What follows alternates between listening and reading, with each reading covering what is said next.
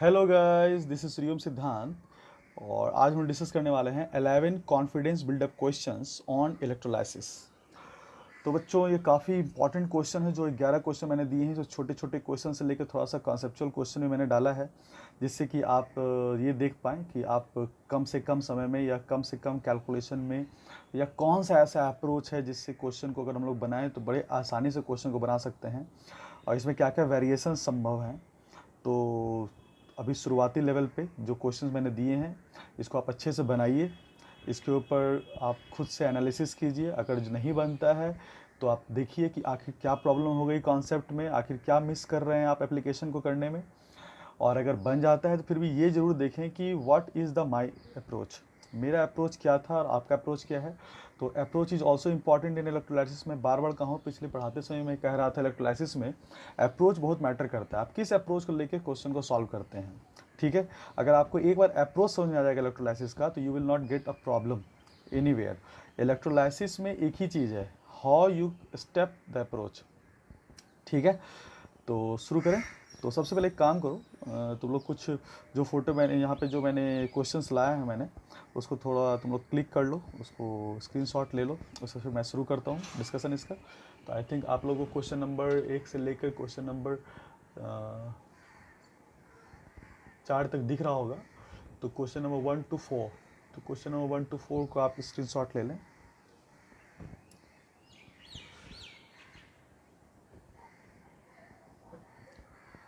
उसके बाद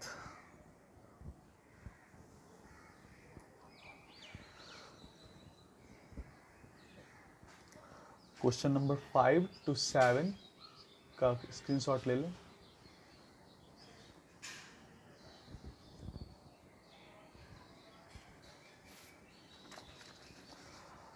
उसके बाद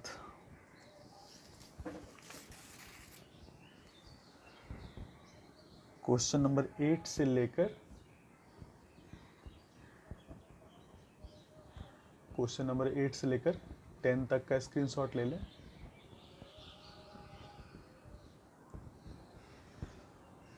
उसके बाद लास्ट नंबर क्वेश्चन नंबर 11 का स्क्रीनशॉट ले लें।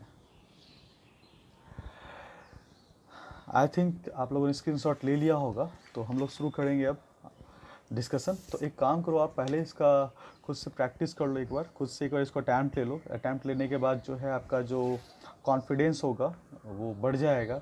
आपको ये समझ में आ जाएगा कि आखिर प्रॉब्लम कहाँ था, अगर मैं जो क्वेश्चन बना रहा था तो वहाँ पे क्या दिक्कत रह गई थी मुझे, तो वो समझ में आ जाएगा। तो खुद से एक बार अटैम्प्ट ज़रूर लें। अटैम्प्ट लेने के बाद आपका कॉन्फिडेंस जो होता है वो बिल्डअप होता है।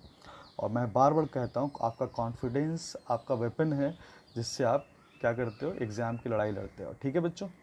तो शुरू करें। तो आज का क्वेश्चन नंबर 1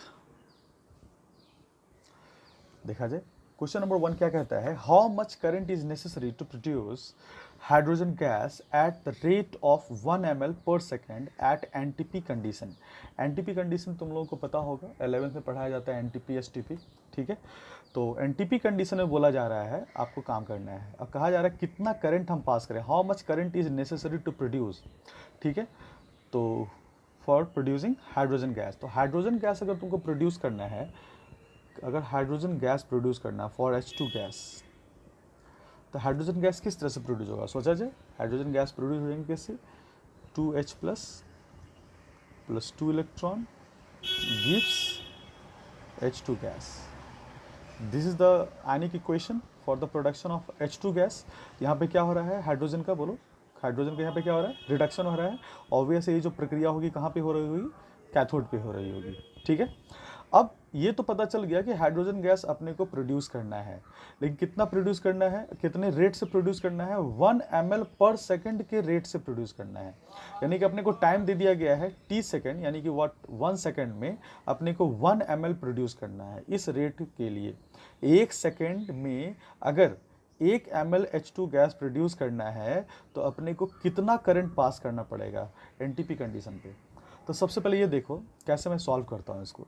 तो 2 इलेक्ट्रॉन यहाँ पे है और यहाँ पे देखो, यहाँ पे 1 का स्टोइकोमेट्रिक कोफिशिएंट है। तो हम यहाँ से बोल सकते हैं दिस इज 2 मोल इलेक्ट्रॉन, मैं बोल सकता हूँ this is 1 mole hydrogen gas.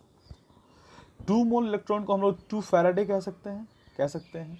और 1 मोल हाइड्रोजन गैस जो होता है वो एसटीपी पे कितने के बराबर होता है? It is equal to 22.4 litre.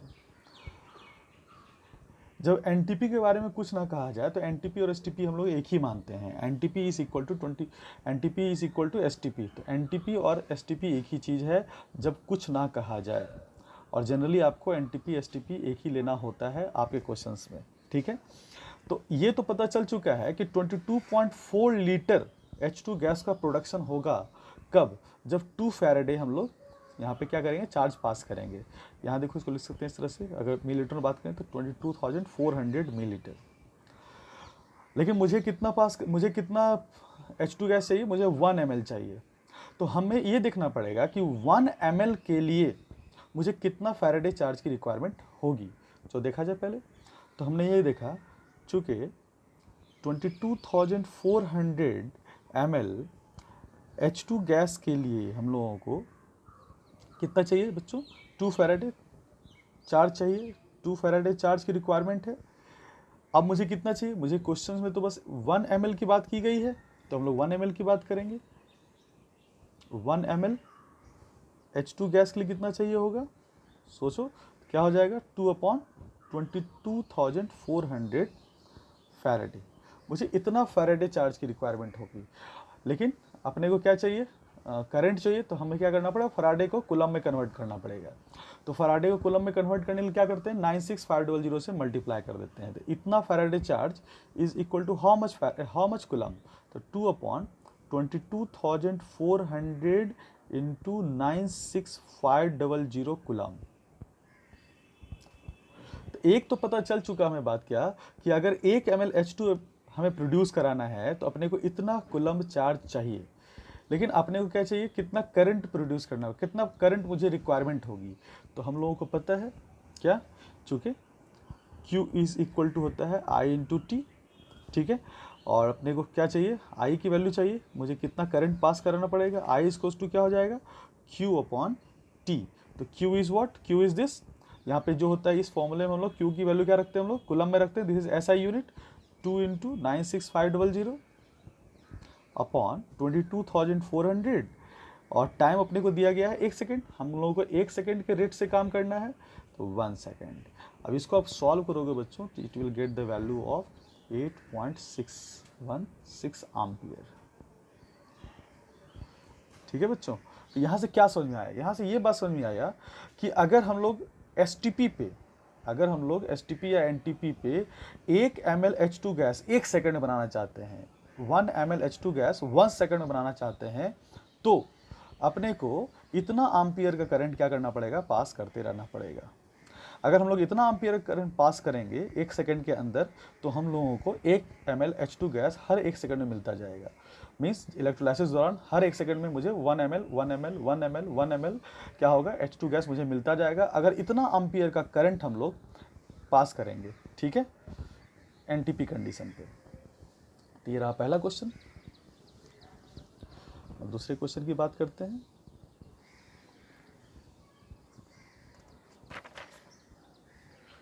दूसरा क्वेश्चन क्या कहता है?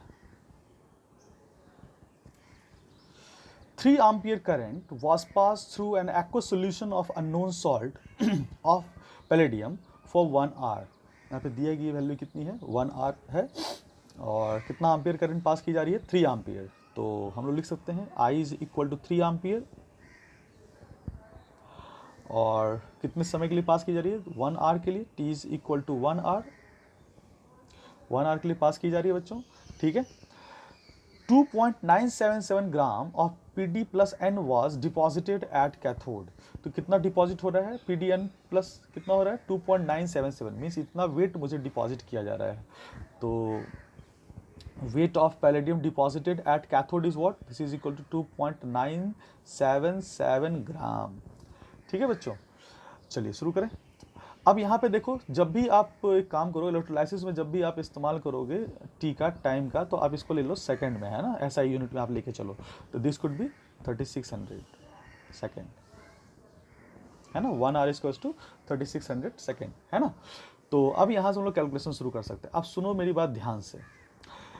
सबसे अच्छा तरीका जो इलेक्ट्रोलाइसिस बनाने का वो ये है, जो मैंने तुम लोगों को समरी पढ़ाया था लास्ट क्लास में। क्या पढ़ाया था?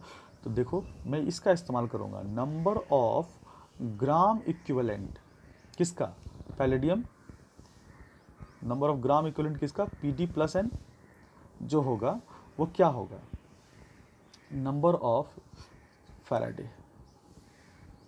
तुम लोग को मैंने पढ़ाया था कि नंबर ऑफ ग्राम इक्विवेलेंट जो होता है वो नंबर ऑफ फैराडे के बराबर होता है। अब ये नंबर ऑफ ग्राम इक्विवेलेंट किसका होगा? तो जो भी प्रोडक्ट बन रहे हैं इलेक्ट्रोलाइसिस में, तो जो भी प्रोडक्ट बन रहे हैं वो कौन बन रहे हैं? पैलेडियम बन रहा है, तो पैलेडियम डिपॉजिट हो रहा है, पैलेडियम सॉलिड बन रहा होगा। अब पैलेडियम सॉलिड तो उतना ही ग्राम इक्विवेलेंट बनेगा ना जितना पैलेडियम आयन का क्या होगा? डिस्चार्ज होगा। क्योंकि according to law of equivalence हमें पता है जितना पैलेडियम डिस्चार्ज होता है उतना ही, जितना पैलेडियम कैटायन डिस्चार्ज होगा उतना ही पैलेडियम तो बनेगा। ये इस तरह का कुछ फॉर्मेट होगा। पैलेडियम प्लस n क्या होगा? Plus n electron keeps palladium solid, कुछ इस तरह सीन रहा होगा। तो आप चाहें तो साहब पैलेडियम भी ले सकते हैं, कोई इशूज़ नहीं है। तो पैलेडियम का नंबर ऑफ ग्राम इक्विवेलेंट कहो या पैलेडियम प्लस n का नंबर ऑफ ग्राम इक्विवेलेंट कहो, दोनों बराबर ही होगा according to law of equivalence. जितना इसका नंबर ऑफ ग्राम इक्विवेलेंट होगा उतना ही इसका होगा। तो हम पीडी ले लेते हैं, चलो कोई बात नहीं है। अब यहाँ पे क्या कर देंगे, हमें पता है पैलेडियम कितना डिपॉजिट हो रहा है? 2.977 ग्राम। अब जितना पैलेडियम यहाँ डिपॉजिट हो रहा है उतना ही पैलेडियम यहाँ से डिस्चार्ज हुआ होगा, तो दोनों का वेट भी सेम ही होता है। तो हम लोग, इसलिए मैं बोल रहा था नंबर ऑफ ग्राम इक्विवेलेंट किसी का भी इस्तेमाल हम लोग कर सकते हैं, लेकिन आप पैलेडियम लेके ही आगे बढ़ें। तो हम लिख सकते हैं weight of palladium divided by क्या हो जाएगा? डिवाइडेड बाय हम लोग कहते हैं equivalent weight. Number of gram equivalent क्या होता है? नंबर ऑफ ग्राम इक्विवेलेंट बराबर क्या होता है? Weight upon equivalent weight. और इक्विवेलेंट वेट बराबर क्या होता है? Formula weight by N factor. तो हम लोग कह सकते हैं W by formula weight into N factor. हम लोग इस तरह से क्या कर सकते हैं? सॉल्यूशन कर सकते हैं। तो हम डायरेक्ट इस फॉर्मेट को लिखते हैं, इसी से लिखते हैं। क्या लिख देंगे? तो W by formula weight into N factor, and this could be equal to number of faraday. तो नंबर ऑफ फैराडे कितना होगा? तो मैंने यहाँ देखो तुम्हारे पास I और T दिया हुआ है, तो IT निकाल सकते हैं नंबर ऑफ फैराडे के टर्म्स में। क्या निकाल सकते हैं? Q upon 96500। तुम लोग को पढ़ाया था मैंने, Q is the charge in coulomb divided by 96500 is equal to number of faraday. अब Q की जगह पे हम लोग I इंटू T का इस्तेमाल कर सकते हैं, तो हम सारी वैल्यू खरीद देते हैं। तो W कितना है? 2.977 बच्चों, तो 2.977। एन फैक्टर तो यहाँ पे n ही लिख रहा है, तो हम लोग यहाँ पे n ही लेंगे। और डिवाइडेड बाय फॉर्मूला वेट कितना होगा? तो पैलेडियम का मुझे फॉर्मूला वेट चाहिए, तो पैलेडियम का मुझे फॉर्मूला वेट क्या होगा? जो इसका एटॉमिक वेट होगा, तो 106.54 यहाँ पे दिया हुआ है, 106.4। तो 106.4 और इज इक्वल टू Q की जगह पे क्या होगा? I इंटू T, तो 3 इंटू 3600, तो 3 इंटू 3600 अपॉन 96500। तो दिस आवर एक्सप्रेशन है ना। अब इस एक्सप्रेशन को हम लोग सॉल्व करेंगे, तो यहाँ से एन फैक्टर की वैल्यू निकल जाएगी। तो एन फैक्टर की वैल्यू जो होगी वो अबाउट 4 आ जाएगी। यहाँ पे कैलकुलेट करके आप देख लें, ठीक है। तो यहाँ पे मैंने क्या किया, डायरेक्ट मैंने number of gram equivalent of palladium जो था वो कर दिया किसके? नंबर ऑफ फैराडे से। और नंबर ऑफ फैराडे के लिए मुझे पता था Q बाय 96500 होता है, और Q की वैल्यू जो होती है वो I इंटू T के बराबर होती है, ठीक है। तो this is the best approach to solve the question, ठीक है। चलो क्वेश्चन नंबर 3 पे चलते हैं।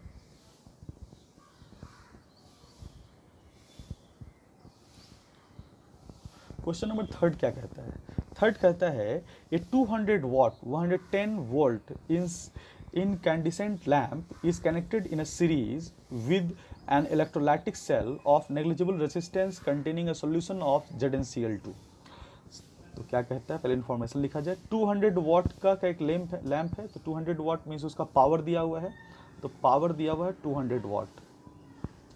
तो 200 वाट पावर का क्या है आपके पास? एक लैंप है जिसमें कितना पोटेंशियल डिफरेंस दिया हुआ है? वोल्टेज कितना है? 110 वोल्ट। तो वोल्टेज दिया जाएगा, वोल्टेज कितना दिया गया है? वोल्टेज इज 110 वोल्ट का लैंप है, और इसको क्या किया गया है? सीरीज में कनेक्ट किया गया है। तो मैंने तुम लोगों को बताया था, याद करो लास्ट क्लास में, तो जब भी किसी चीज़ को सीरीज में कनेक्ट किया जाता है तो इसका मतलब किस चीज़ में अंतर नहीं आता है? तो चार्ज में कोई डिफरेंस नहीं होगा। जितना चार्ज पास कराया जाएगा सब में इक्वल चार्ज डिस्ट्रीब्यूट होंगे, सीरीज का मतलब हो जाता है। तो इलेक्ट्रोलाइटिक सेल नेग्लिजिबल रेजिस्टेंस और ZnCl2 का इलेक्ट्रोलाइटिक सेल है, उसके साथ उसे जोड़ा गया है। What mass of zinc will be deposited from the solution? अब क्या हमको निकालना क्या है? मुझे वेट ऑफ जिंक निकालना है ना। वेट ऑफ क्या निकालना है? जिंक। वेट ऑफ जिंक अपने को क्वेश्चन पूछ दिया गया है। What mass of zinc will be deposited from the solution on passing current for 30 minute, और टेम्परेचर टाइम दिया गया है बच्चों कितना 30 मिनट। तो मैंने पहले ही कहा था कि जब भी आप यहाँ पे काम करें तो इसको सेकंड में लेके चलें ऐसा यूनिट में। तो this could B 30 into 60 second, this could B 1800 second. ठीक है, अब यहाँ पे मेरे पास काम हो चुका है। अब तुम्हारे पास इतना पावर का, इतने वोल्टेज का तुम्हारे पास क्या है बच्चों, एक क्या है, लैंप है। तो मुझे हर हाल में ये देखना पड़ेगा जब भी मुझे निकालना पड़ता है किसी वेट डिपोजिशन को, कि आखिर कितना चार्ज पास कर रहा है। क्योंकि फैराडे का फर्स्ट लॉ यही कहता है कि जितना ज़्यादा चार्ज पास करेगा उतना ही ज़्यादा वेट डिपॉजिट होगा। तो सबसे पहला टास्क होगा मुझे चार्ज खोजना, लेकिन चार्ज डायरेक्टली मुझे कहीं दिया हुआ नहीं है। तो हम लोग क्या करेंगे, पावर और वोल्टेज की मदद से चार्ज को निकालेंगे। तो हम लोग जानते हैं चूंकि पावर इज इक्वल टू क्या होता है, वर्क बाय टाइम, और वर्क बराबर क्या होता है, इसको भी याद रखिए, ये फॉर्मूला भी याद रखिए। And work is equal to work by the electrolytic cell क्या होगा, क्या होगा, चार्ज इनटू पोटेंशियल डिफरेंस, तो Q इंटू वी। ये दो फॉर्मूला आप याद रखिए, एक तो power is equal to work by time और एक work is equal to Q into V. इस दोनों की मदद से हम लोग काम कर लेंगे। देखिए जरा ध्यान देते हैं, तो हम लोग कह सकते हैं तो P is equal to Q into V by T. अब हम लोग क्या करने वाले हैं, यहाँ पे P, V और T की वैल्यू रखेंगे और हम लोग को T की वैल्यू प्राप्त हो जाएगी। तो हम लोग यहाँ लिख सकते हैं कि T इज इक्वल टू क्या हो जानी है, बोलिए बच्चों, Q into V by P. और Q की वैल्यू, सॉरी मुझे Q की वैल्यू चाहिए ना, Q इज इक्वल टू क्या हो जाएगा, P into T by V. तो P की वैल्यू कितनी हो जाएगी, 200 वाट, ऐसा यूनिट में है। T क्या है, 1800 सेकेंड, ये भी ऐसा यूनिट में है। और वोल्टेज कितना है, 110 वोल्ट, ये भी ऐसा यूनिट में है। तो ये अपना चार्ज निकल गया। अब इस चार्ज के कारण कितना वेट डिपॉजिट होगा, फिर से वो क्वेश्चन आ गया। तो हम लोग फिर से क्या लगाने वाले हैं, नंबर ऑफ ग्राम इक्विवेलेंट बराबर number of faraday. Now number of gram equivalent of zinc deposited, है ना, zinc solid, is equal to क्या हो जाएगा, नंबर ऑफ फैराडे, ये हो जाएगा। अब यहाँ पे number of gram equivalent zinc क्या हो जाएगा, weight of zinc divided by formula weight of zinc upon N factor, ये हो जाएगा। और नंबर ऑफ फैराडे क्या होगा, Q अपॉन 96500। देख रहे हो, इसी फॉर्मेट में मैं लेके चल रहा हूँ। ठीक है, अब मुझे W चाहिए, तो फॉर्मूला वेट मुझे पता है जिंक का 63.5 होता है ना, और सॉरी दिया होगा 65.4 दिया हुआ है, 65.4 होता है। और एन फैक्टर मुझे पता है, एन फैक्टर देखिए क्या होगा, जिंक का कन्वर्जन हो रहा है तो जिंक क्या होगा, Zn+2 के फॉर्म में रहा होगा, ZnCl2 है तो Zn+2 से 2 इलेक्ट्रॉन का गेन और कन्वर्ट कर जाएगा Zn सॉलिड में। ठीक है, तो यहाँ से एन फैक्टर क्या निकल रहा है, 2, क्योंकि मैंने बताया था जिस भी इस केमिकल स्पीसीज का तुम्हें एन फैक्टर निकालना होगा तो उसके देखने हैं कि उसके एक के रिस्पेक्ट में कितना मोल इलेक्ट्रॉन का लॉस गेन हो रहा है। तो इसके एक के रिस्पेक्ट में, एक मोल के रिस्पेक्ट में इसके 2 मोल इलेक्ट्रॉन का क्या हो रहा है, यहाँ पे यूज हो रहा है, तो that is called an factor 2। तो अब यहाँ से अपन क्या कर सकते हैं, W की वैल्यू निकाल सकते हैं। तो W इज इक्वल टू क्या हो जाएगा, तो क्या हो जाएगा, Q की वैल्यू कितनी है, 200 इंटू 1800 अपॉन 96500 इंटू 110, ये हो गया Q बाय 96500। अब मल्टीप्लाई कैसे कर देना, फॉर्मूला वेट दिस इज 65.4 और एन फैक्टर कितना है, दिस इज 2। अब अगर आप इसको सॉल्व करते हो तो you will get the final answer, this is 1.109 ग्राम आपको आ जाएगा। ठीक है, तो यहाँ भी फिर से आपने देखा क्या, मैंने इसका इस्तेमाल किया, number of gram equivalent of zinc बराबर number of Faraday. This is the very fantastic formula to use. हर जगह आप इसका इस्तेमाल करें, कहीं भी कोई भी क्वेश्चन में आप फंसेंगे नहीं। सबसे अच्छा तरीका है इलेक्ट्रोलाइसिस को सॉल्व करने का। ठीक है, और ये दो फॉर्मूला आप याद रखें, पावर और वर्क बाय टाइम आपने पढ़ा होगा, 9th-10th में भी पढ़ा होगा। और work is equal to Q into V. कौन सा वर्क, इलेक्ट्रिकल वर्क के लिए आप Q इंटू वी का इस्तेमाल करते हैं। ठीक है, ये रहा आपका थर्ड नंबर। हम लोग बात करते हैं फोर्थ नंबर क्वेश्चन के लिए।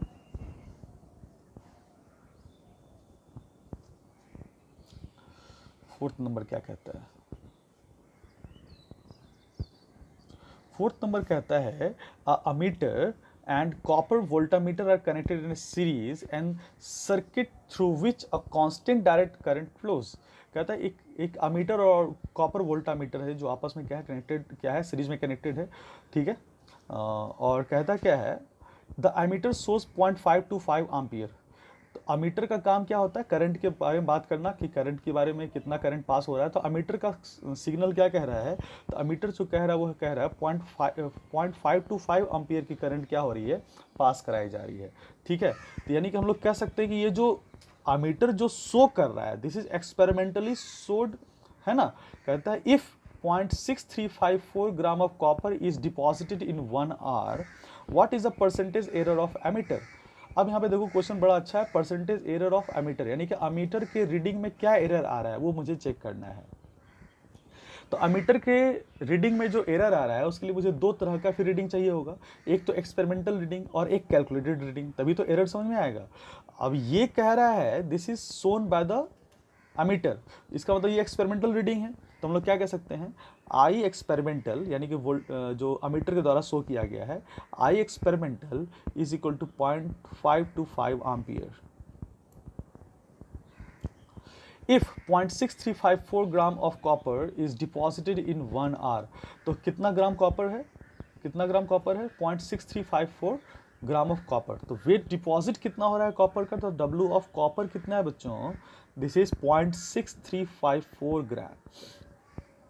और ये 1 आवर में डिपॉजिट हो रहा है, तो टाइम भी अपने को दिया है, दिस इज 1 आवर। 1 आवर को हम लोग को सेकंड में बदलना पड़ेगा, this is 3600 second. What is the percentage error of the ammeter. अब मुझे अगर इसका परसेंटेज एरर निकालना है कि जो एक्सपेरिमेंटल रीडिंग हो रहा है इसमें कुछ एरर है, इसका मतलब क्या है, मुझे एक्चुअल में इतना कितना मुझे भेजना चाहिए था, कितना करंट इसमें होना चाहिए था, मुझे वो पता करना पड़ेगा।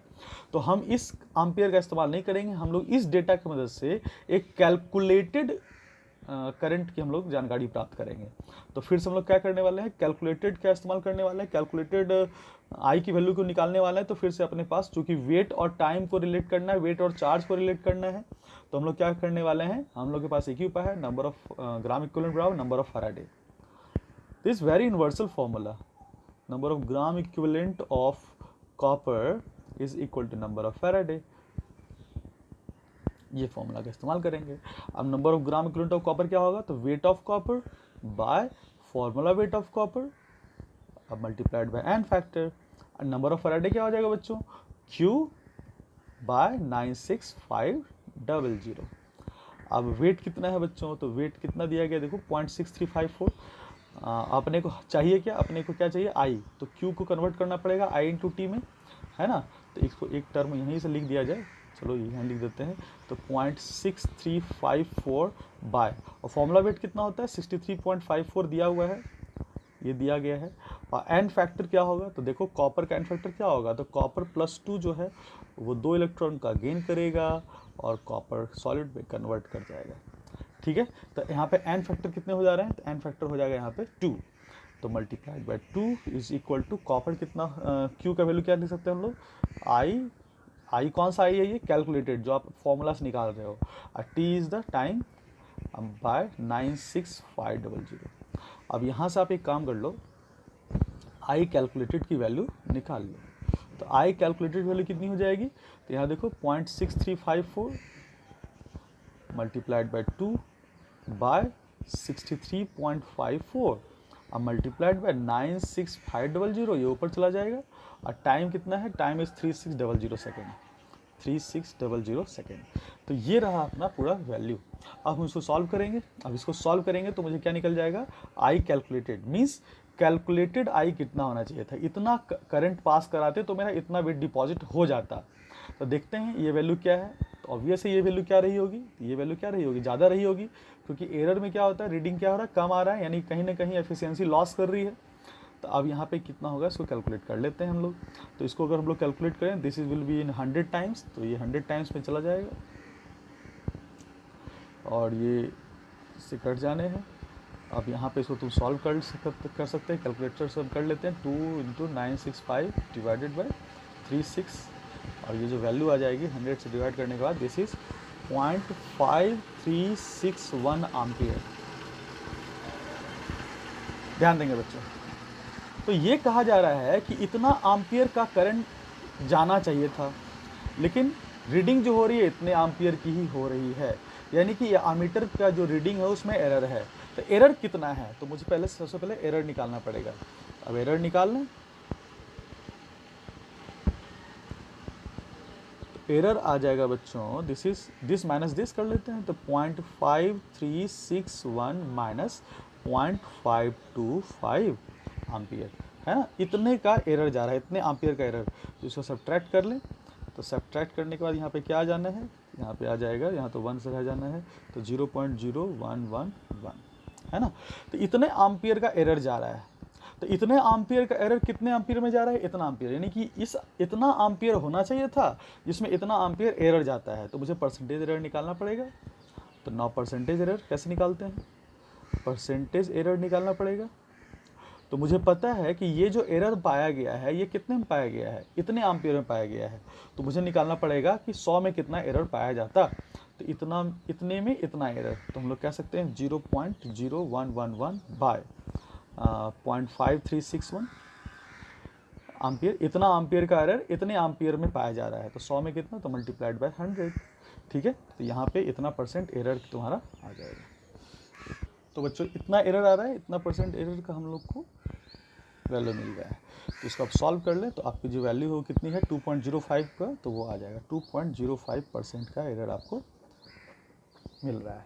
तो कहना चाहिए क्या, यहाँ पे क्वेश्चन क्या था, क्वेश्चन था कि इतने एम्पियर शो कर रहे हैं एमीटर के द्वारा, बट कैलकुलेट किया गया तो इतना एम्पियर मिल रहा है, शो कम हो रहा है। तो एरर के लिए हमने क्या किया, सब्ट्रैक्शन किया।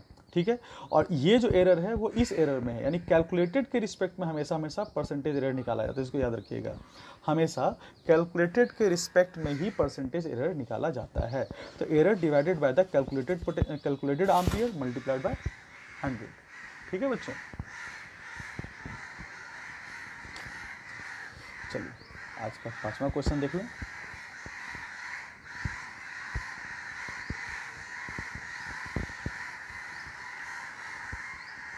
कहता है cadmium amalgam is prepared by electrolysis of solution of cadmium chloride using A mercury cathode. ठीक है, आपके पास क्या है, कैडमियम एमलगम है। तो तुम लोग को मैंने पढ़ाया था एमलगम क्या होता है, जब भी कोई मेटल जो होता है वो मर्करी के साथ कंबाइन कर जाता है, दैट फॉर्म्स एमलगम। ठीक है, तो यहाँ बन रहा है, यहाँ पे कौन सा एमलगम की बात की जा रही है, कौन से एमलगम की, कैडमियम एमलगम में CDHG की बात की जा रही है। ऑब्वियस है कि मरकरी एज कैथोड पे ही एमलगम बनता था, तुम लोग को मैंने पढ़ा रखा है। तो मरकरी एज कैथोड जो हम लोग रखते हैं, और किसी मेटल का आयंस अगर इलेक्ट्रोलाइट में मौजूद होता है तो वहाँ पे उस मेटल का एमलगम बन जाता है। How long should a current of 5 ampere is passed in order to prepare 12% cadmium Hg amalgam.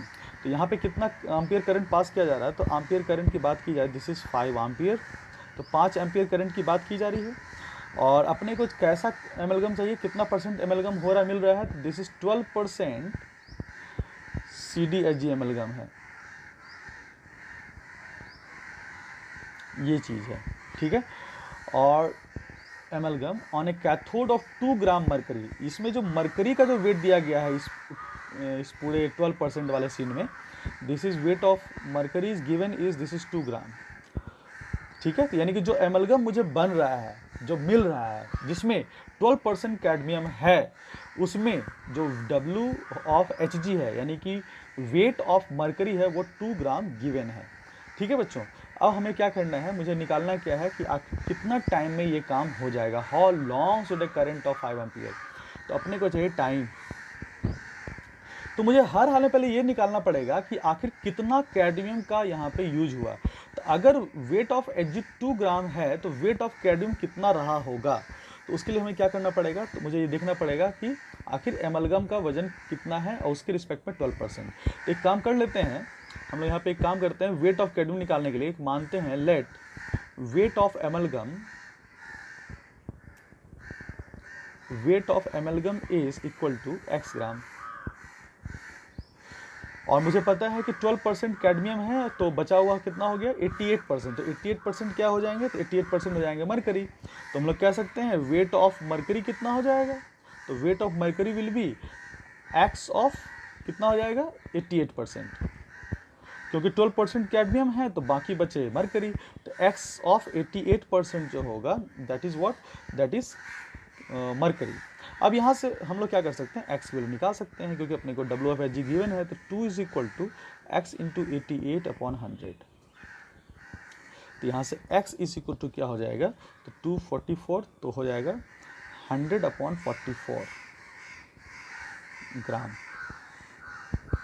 ठीक है, इस तरह से हम लोग यहाँ पे इतना ग्राम निकल गया। तो this is the total weight of the amalgam. अगर क्वेश्चन पूछा जाता है टोटल कितना वेट निकल रहा है, दिस इज 100/44 ग्राम। इसको हम लोग डिवाइड कर सकते हैं। लेकिन अब मुझे फर्दर क्या चाहिए, हमें चाहिए वेट ऑफ कैडमियम, क्योंकि वही तो रिएक्शन के दौरान बन रहा है और उसी का नंबर ऑफ ग्राम इक्विवेलेंट तो मुझे चार्ज के बारे में बताएगा। मुझे कहाँ जाना है, चार्ज के पास, तभी तो मैं टी निकाल सकता हूँ। तो अब मुझे निकालना है, सो दैट वेट ऑफ कैडमियम क्या हो जाएगा, तो weight of cadmium will B x of कितना होगा 12%, इतना ग्राम हो जाएगा। अब एक्स की वैल्यू अपने को पता है बच्चों, 100/44 इंटू क्या हो जाएगा 12/100, इतना ग्राम हो जाएगा। अब इसको आप सॉल्व कर लें तो यहाँ पे कितना हो जाना है, 100 कट जाने हैं, तो यहाँ पे 4 बार में कट जाएगा। दिस इज 3/11 ग्राम। तो एक बात तो पता चल गया कैडमियम कितना है, 3/11 ग्राम। अभी तक कोई भी बात इलेक्ट्रोलाइसिस से नहीं हुई है। अब मुझे इतना वेट जो है कैडमियम का डिपॉजिट हो रहा है, अगर इतना वेट कैडमियम का डिपॉजिट हो रहा है, this is the product of electrolysis. तो हम लोग कह सकते हैं यहाँ पे नंबर ऑफ ग्राम इक्विवेलेंट लगा सकते हैं। नंबर ऑफ ग्राम इक्विवेलेंट आप किसी भी प्रोडक्ट या रिएक्टेंट पे लगा सकते हो, इसको लिख सकते हैं आप। नंबर ऑफ ग्राम इक्विवेलेंट का कॉन्सेप्ट जो कि नंबर ऑफ फैराडे के बराबर होता है, आप किसी भी रिएक्टेंट या प्रोडक्ट के लिए लगा सकते हैं। समझ गए, ये काफ़ी इंपॉर्टेंट है। तो यहाँ पे ये प्रोडक्ट है। अब मरकरी पे नहीं लगा सकते थे, क्योंकि मरकरी कहीं भी इलेक्ट्रोलाइसिस में इन्वॉल्व नहीं हो रहा था। ठीक है, तो number of gram equivalent of cadmium will be equal to number of faraday. ठीक है बच्चों, ये फिर से आ गया इंपॉर्टेंट फॉर्मूला। अब नंबर ऑफ ग्राम इक्विवेलेंट क्या कह सकते हैं, weight of cadmium divided by formula weight of cadmium multiplied by n factor gives number of Faraday क्या होगा, Q/96500। ठीक है, अब वेट ऑफ कैडमियम अपने को पता है, वेट ऑफ कैडमियम कितना दिया गया है बच्चों, 3/11। अब बारी है कैडमियम का फॉर्मूला वेट। तो कैडमियम का जो एटॉमिक वेट होगा वही तो उसका फॉर्मूला वेट होगा। तो कैडमियम के बारे में दिया होगा 112.4, तो 112.4 और एन फैक्टर क्या होगा, तो कैडमियम का क्या होता है, एन फैक्टर 2 होता है। ठीक है, तो कैडमियम के बारे में क्या कर सकते हैं, इसका हम लोग एन फैक्टर 2 लिखेंगे, कैडमियम प्लस 2। कैडमियम प्लस 2 से क्या होगा, कन्वर्जन हो जाएगा, प्लस 2 इलेक्ट्रॉन गिव्स कैडमियम, है ना। इस तरह से कैडमियम सॉल्व। तो यहाँ से एन फैक्टर पता चल गया कि 1 के रिस्पेक्ट में यहाँ पे 2 इलेक्ट्रॉन का लॉस गेन होगा। तो यहाँ पे क्या होगा, दिस इज एन फैक्टर 2। तो यहाँ पे 2 कर दें और क्यू के जगह पे हम लोग कर सकते हैं I/T/96500। अपने को यहाँ से टी निकल जाएगा बच्चों। तो टी इज इक्वल टू क्या हो जानी है, तो 3 × 2/11 × 112.4 × 96500 डिवाइडेड बाय आई की वैल्यू कितनी है, 5 एम्पियर। अब इसको आप मल्टीप्लाई कर लें, इसको आप वैल्यू को मल्टीप्लाई कर लें, सॉल्व कर लें, तो you will get the answer कितना है, 93.6 सेकेंड। तो ये रहा आपका आंसर। तो यहाँ पे क्या समझ में आया कि अगर मुझे 12% CdHg एमलगम बनाना है और 5 एम्पियर करंट पास कराया जा रहा है और गिवन इलेक्ट्रोड जो है वो 2 ग्राम का है, मरकरी के 2 ग्राम इस्तेमाल किए जा रहे हैं उसमें, तो इतना सेकंड में आप क्या करेंगे, 12% कैडमियम Hg एमलगम आप प्राप्त कर लेंगे। ठीक है बच्चों, आई थिंक ये बात समझ में आ चुकी होगी। अगले क्वेश्चन पे चलते हैं।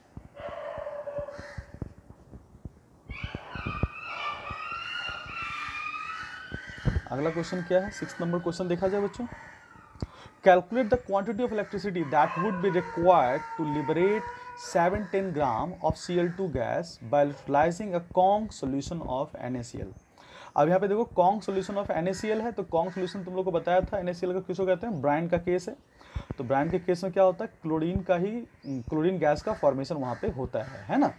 चलो तो कहते हैं calculate the quantity of electricity that would be required. तो क्वांटिटी ऑफ इलेक्ट्रिसिटी इसका मतलब मुझे एक चार्ज पूछा जा रहा है, तो अपने को सबसे पहले क्या कैलकुलेट करना है, अपने को सबसे पहले चार्ज कैलकुलेट करना है। क्या तो क्यू की वैल्यू मुझे यहाँ पे कैलकुलेट करनी है, इलेक्ट्रिसिटी का अमाउंट मुझे प्राप्त करना है यहाँ पे, और ये दिया गया है 710 ग्राम क्लोरीन गैस जो हो रहा है यहाँ पे लिबरेट कर रहा है। तो weight of Cl2 is given here, तो weight of Cl2 is equal to what, this is 710 gram, ठीक है। By electrolysing a conc solution of NaCl, what mass of NaH, हमें क्या निकालना है, वेट ऑफ NaOH भी निकालना है यहाँ पे, ठीक है। एक अगला क्वेश्चन आ रहा है, वेट ऑफ NaOH भी आ चुका है, ये भी क्वेश्चन में आ रहा है। What mass of NaOH and what volume of H2, अच्छा वॉल्यूम ऑफ H2 भी अपने को चाहिए। At 27 degree Celsius and 1 atm, कितने टेम्परेचर पे, टेम्परेचर है दिया हुआ 27 डिग्री सेल्सियस, यानी कि हम लोग कह सकते हैं 300 केल्विन, और प्रेशर कितना है 1 atm पे काम करना है। कहते हैं इतने टेम्परेचर प्रेशर पे वॉल्यूम ऑफ H2 क्या होगा, वो भी अपने को कैलकुलेट करना है। टोटल 3 क्वेश्चन यहाँ पे आ गए, एक तो चार्ज निकालना है, वेट ऑफ NaOH निकालना है, और वॉल्यूम ऑफ H2 गैस यहाँ पे कैलकुलेट करना है। चलें शुरू करते हैं। तो सबसे पहले यहाँ पे वेट ऑफ Cl2 दे दिया है, Cl2 is the product of electrolysis. तो यहाँ पे फटाक से हम लोग Cl2 पे क्या लगा सकते हैं, नंबर ऑफ ग्राम इक्विवेलेंट बराबर नंबर ऑफ फैराडे, फटाफट करते हैं। तो हम लोग को पता है number of gram equivalent of Cl2 बराबर क्या कह सकते हो, नंबर ऑफ फैराडे। अब यहाँ पे इसका इस्तेमाल करते हैं आगे, तो हम लोग कहेंगे weight of Cl2 by formula weight of Cl2 multiplied by N factor is equal to number of Faraday क्या हो जाएगा, Q अपॉन 96500। अब weight of Cl2 is given, this is 710, formula weight क्या हो जाएगा, देखो फॉर्मूला वेट क्या होता है 35.5 इंटू 2 71, और एन फैक्टर यहाँ पे क्या होगा, देखो देखा जाए तो एन फैक्टर किससे बने होंगे, Cl माइनस से बनाना पड़ता है, तो Cl माइनस से बन जाएगा बच्चों Cl2, यहाँ पे 2 Cl माइनस, यहाँ पे हो जाएंगे 2 इलेक्ट्रॉन, तो एक Cl2 के लिए 2 मोल इलेक्ट्रॉन, इसलिए एन फैक्टर हो गया 2, तो 2 और Q अपॉन 96500। तो यहाँ से Q की वैल्यू हम लोग कैलकुलेट कर लेंगे, तो Q की वैल्यू हो जाएगी, तो क्या होगा यहाँ पे 10 टाइम से काट दें, तो 10 इंटू 2 20, तो 20 इंटू 96500 कुलम, इतना कुलम जो होगा आपका आंसर हो जाएगा। तो ये रहा आपका क्या कहता है पहला क्वेश्चन का जवाब। तो कितना एम्पियर करंट का यहाँ पे फॉर्मेशन हो जाएगा, तो 20 इंटू 96500 कुलम की यहाँ पे रिक्वायरमेंट हो जाएगी, ठीक है। ये रहा पहला क्वेश्चन का जवाब। अगला है वेट ऑफ NaOH, तो वेट ऑफ NaOH क्या होगा, तो NaOH तो उतना ही बनेगा ना, ये भी क्या है एक तरह का इलेक्ट्रोलाइसिस का ही प्रोडक्ट है, ये भी क्या है एक तरह का इलेक्ट्रोलाइसिस का ही प्रोडक्ट है। तो हम लोग यहाँ पे क्या कर सकते हैं, number of gram equivalent of NaOH equal to number of faraday, है ना, हम लोग ये काम करते हैं। क्योंकि OH माइनस आएगा कहाँ से, तो OH माइनस आएगा, याद करो मैंने पढ़ाया था वाटर के क्या, वाटर का रिएक्शन होगा, तो यहाँ पे Cl माइनस का यहाँ पे क्या हो रहा है, ऑक्सीडेशन हो रहा है, तो वाटर का रिडक्शन हो जाएगा, तो वाटर के रिडक्शन से OH माइनस आएंगे, और OH माइनस जो है वह भी एक तरह का इलेक्ट्रोलाइसिस का प्रोडक्ट है, तो NaOH जो बनेगा वो इलेक्ट्रोलाइसिस के प्रोडक्ट के हिसाब से बनेगा, तो हम लोग वहाँ पे भी नंबर ऑफ ग्राम इक्विवेलेंट का कॉन्सेप्ट लगा सकते हैं। तो फिर से लिखते हैं बच्चों, अब लोग NaOH के लिए बात कर रहे हैं, तो नंबर ऑफ ग्राम इक्विवेलेंट, ये रहा पहला क्वेश्चन का जवाब। अब ये दूसरे क्वेश्चन की बात कर रहा हूँ मैं, तो number of gram equivalent of NaOH will be equal to number of faraday again. अब हम लोग को number of gram equivalent of NaOH क्या होगा, weight of NaOH by formula weight of NaOH multiplied by N factor, और number of faraday तो Q upon 96500 as usual. अब यहाँ पे क्या कर ले, अपने को वेट ऑफ NaOH चाहिए, तो वेट ऑफ NaOH अपने को चाहिए, तो weight of NaOH is equal to, तो Q कितनी है, तो Q है यहाँ पे, इसकी वैल्यू रख दें 20 इंटू 96500 बाय 96500, और मल्टीप्लाई क्या हो जाएगा फॉर्मूला वेट, तो फॉर्मूला वेट कितना हो जाएगा NaOH का, तो देखो NaOH सोडियम का 23 होता है और इसका होता है 17, तो हो जाएगा टोटल 40 फॉर्मूला वेट 40, और बाय एन फैक्टर कितना हो जाएगा 1। अब इसको आप सॉल्व कर लो, यहाँ तो ये कट जा रहे हैं, तो अबाउट यहाँ पे कट जाने हैं, तो 4 गुना 8 800, तो यहाँ से पता चल गया 800 ग्राम क्या निकल रहा है वेट ऑफ NaOH, तो आंसर होगा ही, ठीक। ठीक है, 800 ग्राम NaOH है। अब लास्ट अपने क्या निकालना है, वॉल्यूम ऑफ H2 गैस। तो H2 गैस भी क्या है, बोलो, वाटर के क्या बन रहा है, वाटर के रिडक्शन से बन रहा है। तो वाटर के रिडक्शन से H2 गैस, तुम लोग को पता होगा ना वाटर के रिडक्शन का रिएक्शन, लिख दूं मैं क्या। तो H2 से क्या बन रहा है बच्चों, H2O से क्या बन रहा है, H2 गैस बन रहा है, प्लस OH माइनस का यहाँ पे फॉर्मेशन हो रहा है। इसको बैलेंस कर लो, 2 है तो यहाँ पे 2 कर दो, यहाँ पे 2 लगा दो, यहाँ पे 2 लगा दो, यहाँ पे 4 इलेक्ट्रॉन लगा दो। ठीक है, चलिए, तो क्या कह रहा था, हाँ, तो यहाँ पे क्या हो रहा है, H2 gas is also the product of electrolysis. तो हम लोग यहाँ पे भी क्या लगा सकते हैं, again number of gram equivalent लगा सकते हैं। तो number of gram equivalent of H2 कितना हो जाएगा, नंबर ऑफ फैराडे, और नंबर ऑफ फैराडे क्या हो जाएगा, number of faraday, number of Faraday क्या होगा, Q बाय 96500, और ये कितना हो जाएगा, Q की वैल्यू 20 इंटू 96500 बाय 96500, यानी कि 20 आ जाएगा।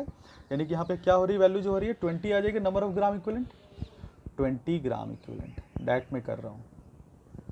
ठीक है, इसको मोल में कन्वर्ट करना है, तो तुम लोग को पढ़ाया था नंबर ऑफ ग्राम इक्विवेलेंट और क्या होता है, n इंटू मोल। तो अगर मुझे मोल में कन्वर्ट करना है तो क्या करूंगा, n फैक्टर से मैं क्या कर दूं, number of gram equivalent divide कर दो। तो n फैक्टर कितना है, तो मुझे किसका n फैक्टर चाहिए, H2 का। देखो यहाँ पे एक H2 के लिए 4 इलेक्ट्रॉन है, तो मुझे n फैक्टर यहाँ पे कितने लग जाएंगे, देखो यहाँ पे एक H2 है ना, तो एक H2 के लिए n फैक्टर मुझे कितने लग जाएंगे, तो n फैक्टर मुझे लग जाएंगे, बैलेंस है ना, 4 लग जाएंगे। तो यहाँ पे 5 मोल आ जाएगा। ठीक है, तो यहाँ पे 5 मोल का क्या हो रहा है, यहाँ पे H2 गैस यहाँ पे प्रोड्यूस हो रहा है। तो 5 मोल को कन्वर्ट करना पड़ेगा आपको किसमें, वॉल्यूम में। तो वॉल्यूम ऑफ H2 क्या हो जाएगा, यहाँ पे जरा देख लें, एन फैक्टर थोड़ा सा गड़बड़ है, एन फैक्टर यहाँ पे 2 हो जाएगा, बैलेंस करने में गड़बड़ हुआ था, तो यहाँ पे 2 हो जाएगा एन फैक्टर। तो एन फैक्टर कितना हो जाएगा 2, तो यहाँ पे हो जाएंगे 10 मोल हो जाएगा, क्योंकि एक मोल H2 के रिस्पेक्ट में यहाँ पे 2 इलेक्ट्रॉन आ जाएंगे। ठीक है, तो यहाँ पे क्या हो जाएंगे 10 मोल। तो यहाँ पे 10 मोल आपको क्या निकल रहा है, H2 निकल रहा है, 10 मोल H2 गैस का प्रोडक्शन हो रहा है। आप वॉल्यूम निकाल सकते हैं, तो आपको पता है वॉल्यूम पी बराबर NRT लगा सकते हो। तो NRT बाय क्या हो जाएगा, NRT बाय P का फॉर्मूला लगा लीजिए आप, हो गया खेल खत्म। तो n क्या हो गया 10, R की वैल्यू क्या होती है 0.0821, और टेम्परेचर इज गिवन 300 केल्विन, और प्रेशर इज ऑल्सो 1। तो अब इसको आप पूरे को कैलकुलेट करेंगे, you will get the answer. कितना आंसर है, 246.3 लीटर, 246.3 लीटर। ठीक है, तो यहाँ पे क्या ध्यान रखना था, यहाँ पे एक चीज़ यहाँ पे थोड़ा गड़बड़ हो गई थी, यहाँ पे मैं बैलेंस जब कर रहा था तो यहाँ पे 2 माइनस था, तो यहाँ पे 2 इलेक्ट्रॉन होना चाहिए था। ठीक है, तो एन फैक्टर यहाँ पे क्या हो जाएगा, एक H2 के लिए 2 हो जाने हैं। ठीक है, तो एक H2 के लिए एन फैक्टर 2 हो जाने हैं। तो हमें नंबर ऑफ ग्राम इक्विवेलेंट मुझे पता था, मुझे मोल निकालना था। तो नंबर ऑफ ग्राम इक्विवेलेंट में अगर मुझे एन फैक्टर से डिवाइड करना हो तो हम लोग यहाँ से चेक कर सकते हैं एन फैक्टर क्या है, फिर मुझे क्या निकल जाएगा, नंबर ऑफ मोल यहाँ से निकल गया। अब मोल निकल गया तो हम लोग P बराबर NRT, आइडियल गैस इक्वेशन है। आइडियल गैस इक्वेशन की वजह से हम लोग क्या कर सकते हैं, हम लोग बच्चों क्वेश्चन को सॉल्व कर सकते हैं। ठीक है, अब देखते हैं अपना 7वां क्वेश्चन बच्चों। 7वां क्वेश्चन क्या है, 7वां कहता है current of 3 ampere was passed for 2 hour through a solution of copper sulphate. Copper sulphate के सोल्यूशन से क्या किया जा रहा है, 3 एम्पियर करंट पास कराया जा रहा है। 7 नंबर क्वेश्चन लिख लिया जाए। तो 3 एम्पियर का करंट है, तो करंट दिया हुआ कितना है, I इक्वल्स टू 3 एम्पियर। ठीक है, और कितने समय के लिए पास किया जा रहा है, 2 आवर्स के लिए। 2 आवर को हम लोग को मिनट में कन्वर्ट करना होगा बच्चों। तो 2 इंटू 60 इतना हो गया सेकेंड, इतना सेकेंड हो गया। ठीक है, अब क्या करना है, अब मुझे क्या दिखा हुआ है, कहता है through a solution of copper sulphate 3 gram of copper plus 2 ions were discharged at cathode. तो 3 ग्राम कॉपर प्लस 2 डिस्चार्ज हुआ है, डिस्चार्ज हुआ मतलब वो सॉलिडिफाई हो गया। Cu+2 जो है वो 2 इलेक्ट्रॉन का गेन करे, सॉलिड कॉपर सॉलिड में कन्वर्ट होगा, दिस इज कॉल्ड डिस्चार्ज। अब ये जो है ये कितना डिस्चार्ज हुआ है, दिस इज 3 ग्राम। तो अगर ये 3 ग्राम डिस्चार्ज हुआ है तो ये 3 ग्राम का फॉर्मेशन हुआ होगा, कंजर्वेशन ऑफ मास। तो यहाँ पे क्या होगा, वेट ऑफ कॉपर यहाँ से निकल जाएगा, है कितना है बच्चों, this is 3 gram. Calculate the current efficiency, तो करंट एफिशिएंसी निकालना है, यानी कि मुझे ये जो आई दिया गया है this is what, this is experimental. अब मुझे कैलकुलेट करके निकालना पड़ेगा कि आखिर कैलकुलेटेड आई कितना है। तो जब भी एफिशिएंसी या एरर की बात की जाती है तो एक्सपेरिमेंटल और कैलकुलेटेड दोनों अलग अलग तरह से हम लोग को निकालना होता है। तो this is what experimental current past.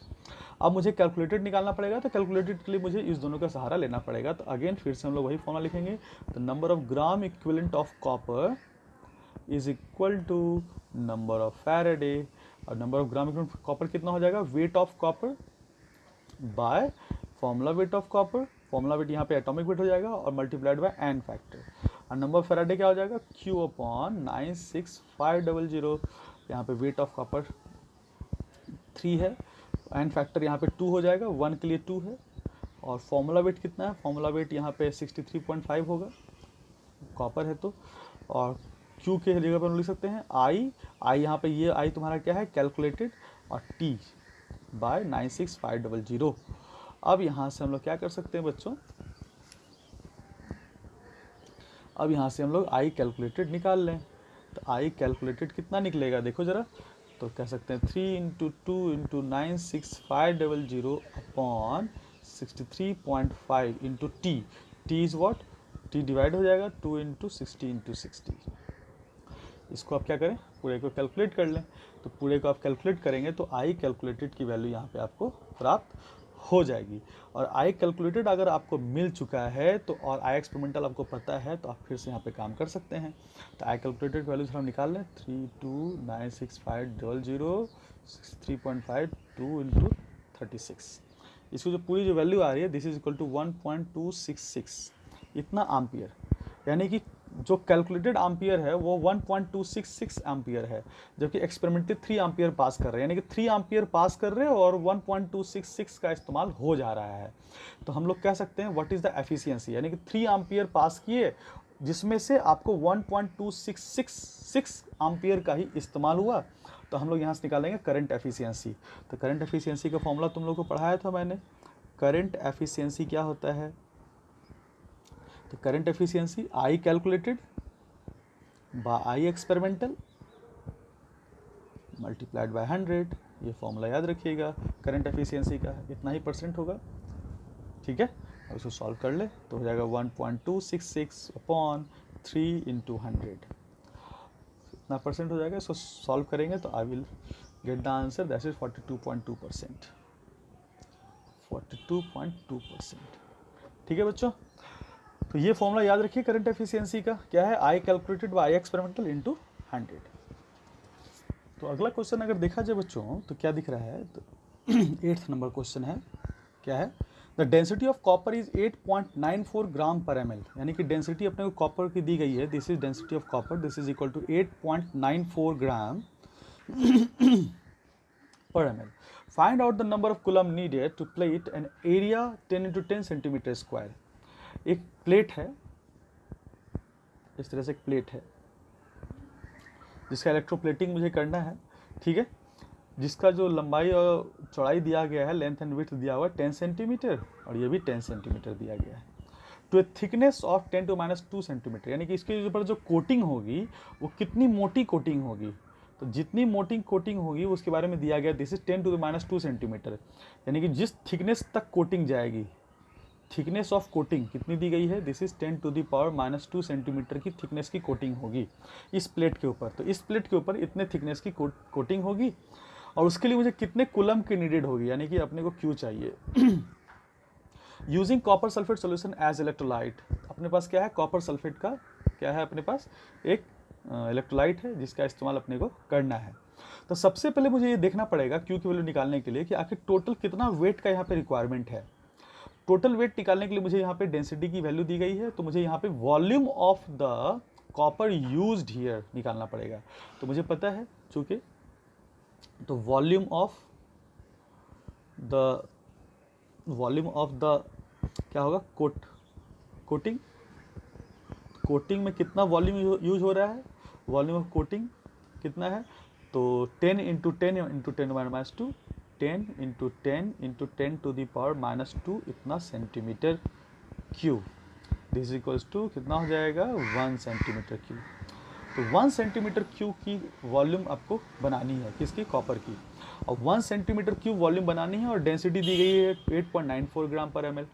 ठीक है, तो यहाँ पे हम लिख सकते हैं यार वेट ऑफ कॉपर क्या हो जाएगा, तो weight of copper required to coat 10 into 10 with the thickness of 10⁻2 will be equal to 1 into 8.94 gram per ml। तेज हो जाएगा, वॉल्यूम क्या होगा, वॉल्यूम इंटू डेंसिटी, और volume equals to 1 into 8.94, this is equal to 8.94 gram. तो एक बात तो पता चल चुका है कि मुझे 8.94 ग्राम कॉपर मुझे इस्तेमाल करना है। अब मुझे वेट ऑफ कॉपर पता है, अब मुझे क्यू निकालना है। तो अगेन हम लोग किसके बारे में बात करेंगे, वही नंबर ऑफ ग्राम इक्विवेलेंट बराबर नंबर ऑफ फैराडे, उससे बना लेंगे बच्चों। Now number of gram equivalent of copper, क्योंकि कॉपर सॉलिड जो है वो इलेक्ट्रोलाइसिस का प्रोडक्ट है, is equal to number of Faraday, ये कह सकते हैं हम लोग। तो कहेंगे weight of copper by formula weight of copper into N factor of the copper is equal to number of faraday, कितना हो जाएगा, नंबर ऑफ फैराडे क्या होगा, Q अपॉन 96500। ठीक है बच्चों। अब यहाँ पे क्या चाहिए, वेट अपने को दिया है, वेट अपने को दिया है 8.94, एन फैक्टर कितना हो जाएगा, तो ऑब्वियस कॉपर सल्फेट है, CuSO4 है, तो Cu+2 से 2 इलेक्ट्रॉन का गेन, तो बन जाएगा Cu सॉलिड। तो एक के रिस्पेक्ट में यहाँ पे 2 मोल यानी कि एन फैक्टर हो गया 2। कॉपर का फॉर्मूला वेट क्या होगा, 63.6 दिया हुआ है क्वेश्चन में, और Q की वैल्यू और 96500। तो यहाँ से Q की वैल्यू आप कैलकुलेट कर लें बच्चों। तो Q की वैल्यू जो कैलकुलेट करेंगे you will get the answer 27129.2 coulomb. ठीक है, तो इलेक्ट्रोप्लेटिंग का क्वेश्चन भी हो गया, इलेक्ट्रोप्लेटिंग का क्वेश्चन भी पूछा जाता है। चलिए अपना अगला क्वेश्चन देखते हैं, question number 9।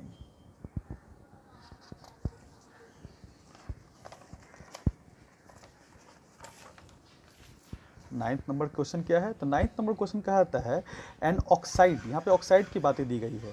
N oxide of metal contains 12.5% O2 by mass, यानी कि आपको एक ऐसा ऑक्साइड दिया गया है जिसमें कहा जा रहा है कि ऑक्सीजन जो प्रोड्यूस हो रहा है वो या फिर जो बन रहा है that is equal to 12.5% O2 बन रहा है। ठीक है, चलिए लिखते हैं। The oxide was converted into chloride by treatment with HCl and electrolyzed। इसका ट्रीटमेंट किससे क्या किया गया है, ऑक्साइड का, वो किया गया किससे, HCl के साथ। चलो कोई दिक्कत नहीं है, तो जो ऑक्साइड का जो ट्रीटमेंट है वो HCl के साथ करा दिया गया, और ऑक्साइड के बारे में इंफॉर्मेशन दिया जा रहा है, जो भी मेटल का जो ऑक्साइड है उसमें 12.5% O2 आपको दिया गया है क्वेश्चन के हिसाब से। Calculate the mass of metal that would be deposited at cathode if a current of 0.965 ampere was passed for a period of 5 hours. What is valency of metal? चलो तो सॉल्व करते हैं।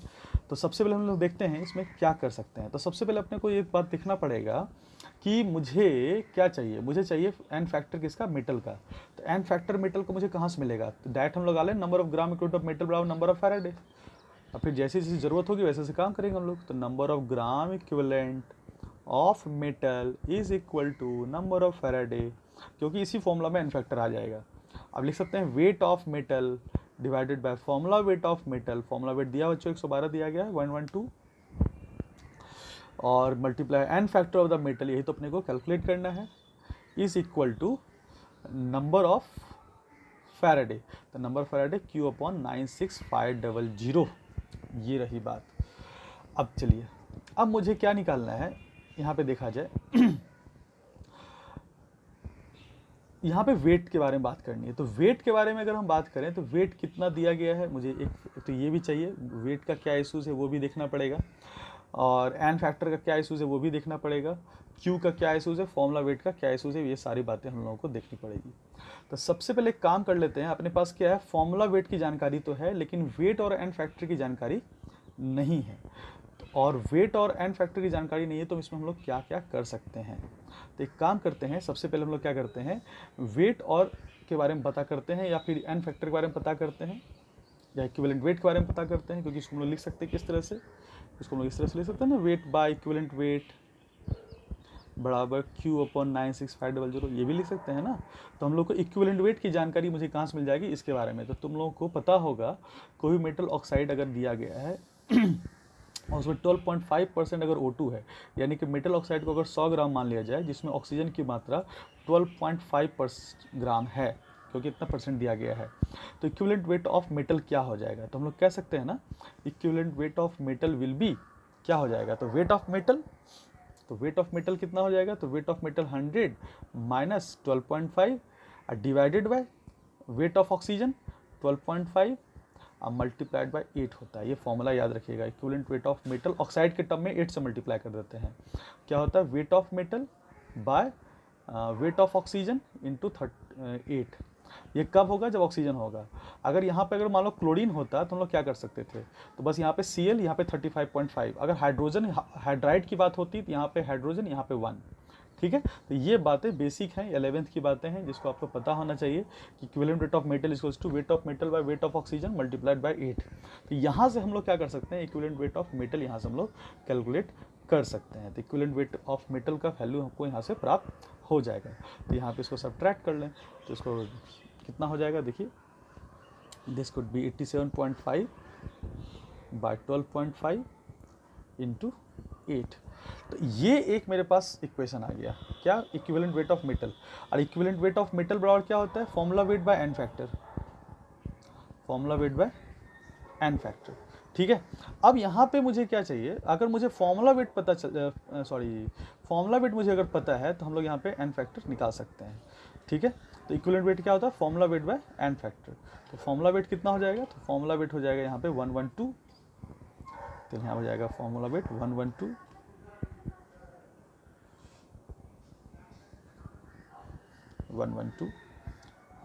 और एन फैक्टर हो जाएगा NF is equal to 87.5 by 12.5 into 8।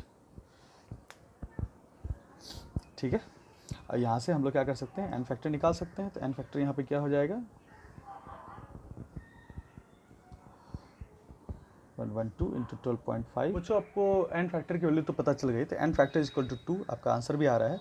अभी इस N factor की मदद से हम लोग क्या कर सकते हैं, हम लोग यहाँ पे इस्तेमाल कर सकते हैं, इस फॉर्मूला का इस्तेमाल कर सकते हैं और यहाँ से वेट निकाल सकते हैं। ठीक है, तो डायरेक्ट मैं यहाँ से वेट भी निकाल सकता हूँ। देखो यहाँ पे, तो W बराबर क्या हो जाएगा, Q into equivalent weight by 96500।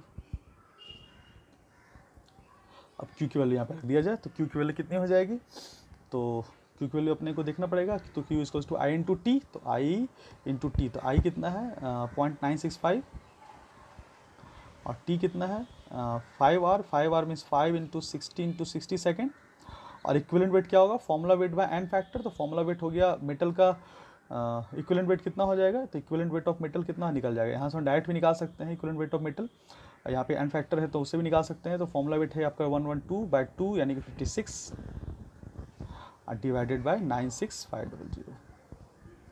मैंने डायरेक्ट यहाँ पे लिख लिया है, ऐसे तुम कर सकते हो। Equivalent of metal, equivalent weight of metal equals to क्या होगा, formula weight of metal by N factor. Formula weight क्या, 112 बाई 2, दिस इज 56। हमने यहाँ से भी डायरेक्ट में कर सकता हूँ। ठीक है, अब यहाँ से इसको आप कैलकुलेशन कर लें, तो इसको जब आप कैलकुलेट करोगे तो you will get your answer. कितना आंसर है, 10.08 ग्राम। ठीक है बच्चों, तो इस तरह से आपका क्या है, वैल्यू निकल चुका है। तो यानी कि यहाँ से आप क्या समझें, यहाँ पे दो बातें यहाँ पे चीज़ें थी। एक तो ये बात था कि आपको ये बात, ये बेसिक सी बातें थी जो 11th का सेगमेंट था, जहाँ पे ये आपको पता होना चाहिए कि ऑक्सीजन के रिस्पेक्ट में अगर कोई ऑक्साइड अपने को दिया गया है तो उसके मेटल्स का इक्विवेलेंट वेट किस तरह से निकाला जाता है। तो आप इसको याद रखिए, इक्विवेलेंट ऑफ मेटल बराबर weight of metal by weight of oxygen into 8।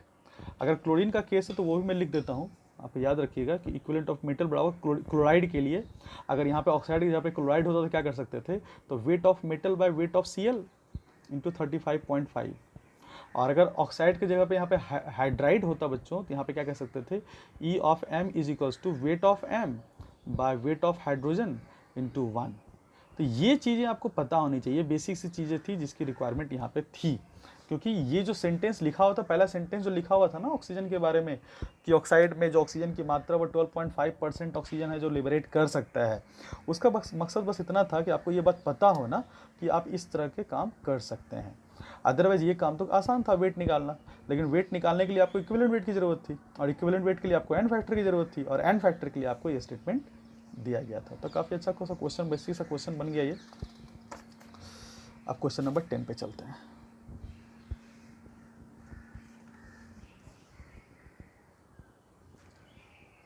Question number 10 क्या कहता है बच्चों? An electric current is passed through two solutions, AgNO3 and a solution of 10 gram copper sulfate 0.5 H2O crystals in 500 ml H2O। यानी कि 500 ml H2O में 10 ग्राम hydrated copper sulphate घुला हुआ है, और एक है AgNO3 का सोल्यूशन, और दोनों को क्या किया गया है, इलेक्ट्रिक करंट पास कराया गया है। ठीक है, platinum electrodes being used in each case, और दोनों में प्लेटिनम इलेक्ट्रोड्स का इस्तेमाल किया गया है। After 30 minutes it is found that 1.307 gram silver has been deposited. तो यहाँ पे जो सबसे बड़ा इंफॉर्मेशन यहाँ पे निकल के बाहर आ रही है, this is weight of mercury, weight of silver is equals to 1.307 gram. तो यहाँ तो ये पता चल रहा है कि कितना ग्राम सिल्वर जो है वो मुझे प्राप्त हो रहा है, और with the help of weight of the silver हम लोग क्या कर सकते हैं, number of gram equivalent hour, number of faraday का इस्तेमाल कर सकते हैं। क्योंकि AgNO3 क्या है, AgNO3 इज द इलेक्ट्रोलाइट्स, और AgNO3 में Ag क्या है, उसका प्रोडक्ट। यहाँ पे हम लोग number of gram equivalent hour, number of faraday का इस्तेमाल कर सकते हैं, और जितना नंबर ऑफ फैराडे का इस्तेमाल यहाँ किया जाएगा उतना ही नंबर ऑफ फैराडे यहाँ हम लोग करेंगे क्रिस्टल्स में, क्योंकि हम लोग के बारे में बात किया जा रहा है यहाँ पे क्या, कि करंट पास किया जा रहा है टू सोल्यूशन से। तो अब यहाँ पे ये तो पता चल गया वेट ऑफ सिल्वर कितना गया है, 1.307 ग्राम, और T इक्वल्स टू कितने समय के लिए दिया गया है, T equals to 30 minutes, 30 minute के लिए गेम किया गया है। तो this could be equal to 1800 second. ठीक है, अब यहाँ पे कॉपर के बारे में बात करते हैं। तो कॉपर के बारे में बात करना है, मुझे ये निकालना है, what was the concentration of copper expressed in gram of copper per litre in solution after electrolysis. यानी कि अपने को उस कॉपर के बारे में बात करना है जो कि इलेक्ट्रोलाइसिस के बाद, आफ्टर इलेक्ट्रोलाइसिस सॉल्यूशन में बच गए। यानी कि पहले आपको ये निकालना पड़ेगा कितना कॉपर था, फिर ये निकालना पड़ेगा कितना कॉपर गया, फिर ये निकालना पड़ेगा कितना कॉपर बचा। अब जितना कॉपर बचा तो कितने बचा होगा 500 ml में, तो उसका 1 लीटर में निकाल देना, दैट कुड बी आंसर। तो सबसे पहले हम निकाल देते हैं क्या, कितना कॉपर इनिशियली था। तो वेट ऑफ कॉपर इनिशियली, तो वेट ऑफ कॉपर इनिशियली जो सॉल्यूशन में रहे होंगे तो वो किस फॉर्म में रहे होंगे, Cu+2 के फॉर्म में रहे होंगे। तो हम सबसे पहले लिखते हैं क्या, wait of copper present initially मतलब बिफोर इलेक्ट्रोलाइसिस, है ना। तो कितना हो जाएगा, तो सबसे पहले इसके लिए मुझे क्या करना पड़ेगा, तो मुझे दिया गया है कि कॉपर सल्फेट 0.5 H2O, तो अपने को ये फॉर्मूला दिया गया CuSO4.5 H2O ये दिया गया है। तो सबसे पहले मुझे इसका मॉलिक्यूलर वेट निकालना पड़ेगा, और उसमें देखना पड़ेगा कितना कॉपर है, तभी तो मैं 10 ग्राम में निकाल सकूंगा कितना कॉपर यहाँ पे पाया जा रहा है। ठीक है, तो सबसे पहले मॉलिक्यूलर वेट निकाल लो। तो मॉलिक्यूलर वेट कितना होता है, तो कॉपर का 63.5 प्लस 32 प्लस 64 प्लस 90, 80 इंटू 5 90, इस टोटल क्या कर दो आप, जोड़ दो। तो जोड़ते हैं 63.5 32 64 90, दिस इज 249.5।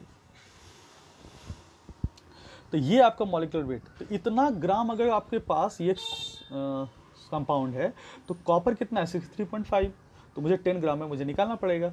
तो हम कह सकते हैं so that weight of copper is equal to what, तो इतने ग्राम में 63.5 है ना, तो मुझे 10 ग्राम में निकालना पड़ेगा। तो क्या हो जाएगा, तो 63.5 बाय 249.5 इंटू 10। तो मुझे इससे ये निकल जाएगा कि 10 ग्राम अगर मुझे ये रहा तो कितना कॉपर मुझे उसमें मिला होगा। तो इसको आप सॉल्व करें, तो इसको सॉल्व करने के बाद आपको ये पता चल जाएगा कितना ग्राम एक्चुअली था। तो 63.5 बाय 249.5 और 10 कर देंगे मल्टीप्लाई, तो ये हो जाएगा आपको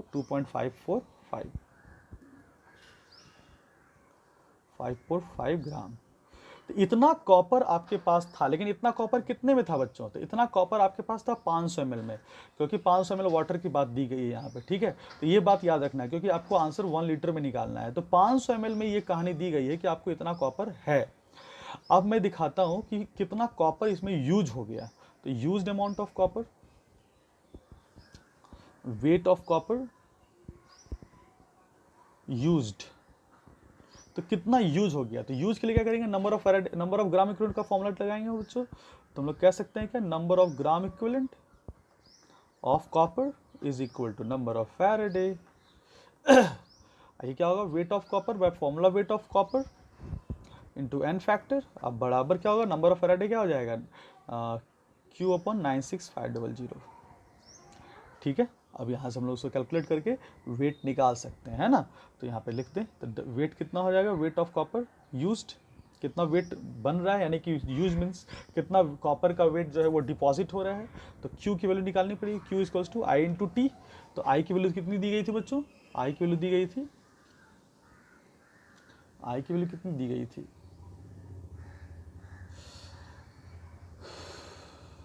30 मिनट्स इतना ग्राम। अच्छा, आई की वैल्यू के बारे में यहाँ पे बात नहीं की गई। तो एक काम यहाँ पे कर सकते हैं क्या, जब आई की बात नहीं की है तो हम लोग एक बात कर सकते हैं, number of gram equivalent of copper बराबर number of gram equivalent silver कर दो, कोई सूझ नहीं है, क्योंकि दोनों तो इलेक्ट्रोलाइसिस के प्रोडक्ट है। तो number of gram equivalent copper बराबर number of gram equivalent of, अब यही चीज़ समझना होता है आदमी को कि मान लो मुझे फैराडे के रिस्पेक्ट में मैं आंसर नहीं कर सकता, यानी कि इलेक्ट्रोलाइसिस के बारे में क्यू की इन्फॉर्मेशन दी नहीं गई है, मीन्स कितना करंट पास होगा उसके बारे में कोई जानकारी नहीं दी गई है, बस ये बता दिया गया 30 मिनट में ये काम हो रहा है। तो ये 30 मिनट से हम लोग आंसर नहीं निकाल सकते, अपने को क्या चाहिए, टोटल क्यू की वैल्यू चाहिए, टोटल क्यू की वैल्यू अपने को नहीं दी गई है। तो हम लोग यहाँ पे क्या करेंगे, number of gram equivalent of silver लिख लें। तो नंबर ऑफ ग्राम इक्विवेलेंट जो सिल्वर होगा वो क्या होगा, number of gram equivalent copper के बराबर होगा, क्योंकि दोनों में क्या हो रहा है, सेम करंट पास किया जा रहा है 30 मिनट के लिए। तो हम लोग यहाँ करेंगे, इसका कोई इस्तेमाल नहीं हो पाया है यहाँ पे। Number of gram equivalent of silver के लिए क्या करेंगे, तो वेट ऑफ सिल्वर, उसी तरह से weight of silver Ag by formula weight of silver multiplies by इसका एन फैक्टर। तो वेट मुझे निकालना है कॉपर का, तो क्या हो जाएगा, वेट ऑफ सिल्वर कितना दिया गया है 1.307, एन फैक्टर कितना हो जाएगा, तो Ag प्लस से Ag जा रहा होगा, तो सिल्वर का एन फैक्टर 1। फॉर्मूला वेट क्या हो जाएगा, इसका जो एटॉमिक वेट होगा दिस इज 108। और ये रही यहाँ की बातें। अब इसको फॉर्मूला वेट, यानी कि कॉपर का फॉर्मूला वेट कितना हो जाएगा 63.5, और कॉपर का एन फैक्टर कितना हो जाएगा, दिस इज इक्वल्स टू 2। अब इसको आपको क्या करना है, कैलकुलेट करना है। तो आप अगर इसको कैलकुलेट कर लेते हैं, you will get the final answer.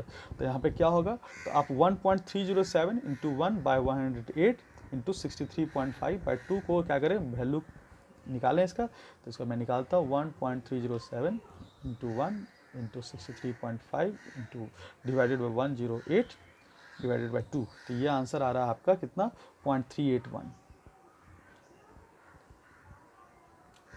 तो इतना ग्राम कॉपर शुरू में था, इतना ग्राम कॉपर हो नहीं दिख रहा होगा आप लोगों को, इतना ग्राम कॉपर आपको शुरू में था और इतना ग्राम कॉपर आपको मिल गया। तो मैं फिर से इस बात को मैं रिवाइज कर देता हूँ कि अगर आपको number of gram equivalent copper बराबर नंबर ऑफ फैराडे का फॉर्मेट नहीं लगा पा रहे हैं, फैराडे तभी लगा पाओगे ना जब आपके पास क्यू की वैल्यू दी गई होगी, और क्यू की वैल्यू दी गई हो या फिर आई और टी की वैल्यू दी गई हो, लेकिन वो वैल्यू थी नहीं। तो हमने क्या कर दिया, number of gram equivalent of silver से मैंने क्या कर दिया, उसको इक्वलाइज कर दिया, क्योंकि दोनों क्या थे, दोनों इलेक्ट्रोलाइसिस के ही प्रोडक्ट थे।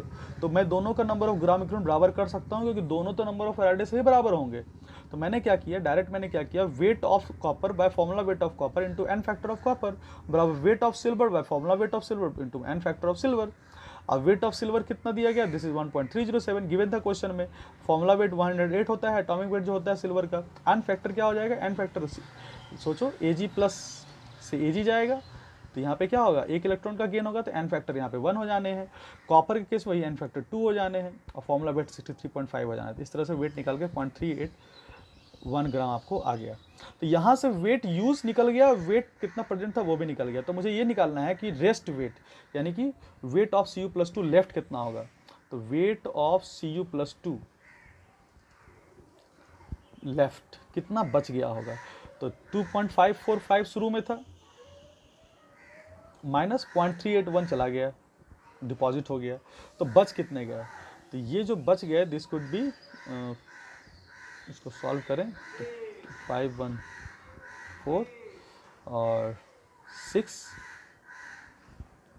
यहाँ पे 431 पॉइंट, यहाँ हो जाएगा 1। तो यहाँ पे कितना हो रहा है, 2 हो जाएंगे सॉरी, 2.164 ग्राम। तो 2.164 ग्राम कॉपर अभी भी बचा हुआ है इलेक्ट्रोलाइसिस के बाद। लेकिन ये जो बचा हुआ कितने बचा हुआ है, ये देखो तो 500 ml बचा हुआ है ना। तो अपने को निकालना है पर लीटर में दिया हुआ है क्वेश्चन में कि आप को पर लीटर में आंसर करना है। तो हम लोग कह सकते हैं चूंकि 500 ml में इतना ग्राम बचा हुआ है तो 1000 ml में कितना होगा, इससे दुगना होगा। तो कहते हैं इसलिए Cu+2 ये क्या है, इन 500 ml ये दिया गया है वैल्यू। तो Cu+2 प्रेजेंट इन 1 लीटर कितना हो जाएगा, this could B 2.164 multiplied by 2।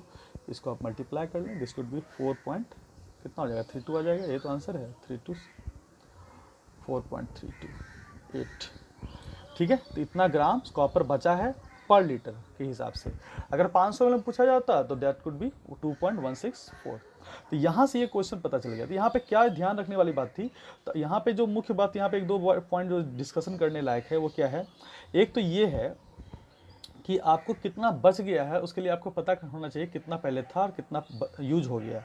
और कितना यूज हो गया उसको निकालने के लिए मुझे क्यू की ज़रूरत थी, लेकिन क्यू क्वेश्चन में दिया हुआ नहीं था। तो मुझे क्या किया गया, सिल्वर की वेट दी गई थी तो उसकी मदद से मैंने कॉपर का वेट निकाला, फिर उसका कैलकुलेशन कर लिया।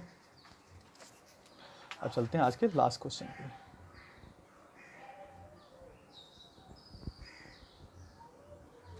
लास्ट क्वेश्चन क्या है दिखा जाए।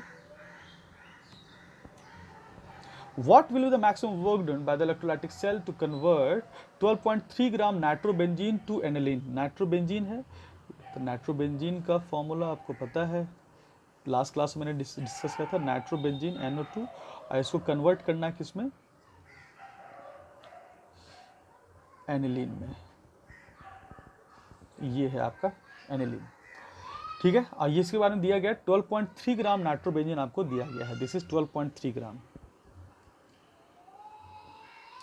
Given that potential drop is 3 volt, potential drop means potential difference, तो potential difference आपको दिया हुआ है, voltage दिया गया है, potential difference दिया गया है, this is 3 volt। While current efficiency is 50%, current efficiency के बारे में बात किया जा रहा है, current efficiency is this is equal to 50%। तो कहता है 50% करंट एफिशिएंसी के रहते हुए अगर 3 वोल्ट का पोटेंशियल डिफरेंस मैं दे रहा हूं तो मैक्सिमम कितना वर्क डन करना पड़ेगा 12.3 ग्राम नाइट्रोबेंजीन को एनिलीन में कन्वर्ट करने के लिए। तो सबसे पहले मुझे ये देखना पड़ेगा कि आखिर कितना एम्पियर का करंट यहाँ पे रिक्वायर हो रहा है या फिर कितना करंट रिक्वायर हो रहा है, वो निकाल लो दोनों में से कोई भी। तो क्यू निकाल लेते हैं, क्यू ही निकाल सकते हैं क्योंकि टाइम के बारे में अपने को इन्फॉर्मेशन नहीं है, तो क्यू डायरेक्ट निकाल सकते हैं हम लोग यहाँ से। तो सबसे पहले देखते हैं, तो हम लोग लिख सकते हैं क्या, number of gram equivalent of nitrobenzene, NB में लिख देता हूँ direct, nitrobenzene is equal to क्या होगा, नंबर ऑफ फैराडे। अब नाइट्रोबेंजीन क्या होगा, तो weight of nitrobenzene this is 12.3 by formula weight of nitrobenzene. तो फॉर्मूला वेट निकालना पड़ेगा, तो फॉर्मूला वेट क्या होगा, C6H5NO2। इसका क्या हो जाएगा, 72 + 5 + 14 + 32। इसको पूरे को जोड़ो तो कितना हो जाएगा, दिस कुड बी अबाउट 123। तो 123 हो जाएगा ये।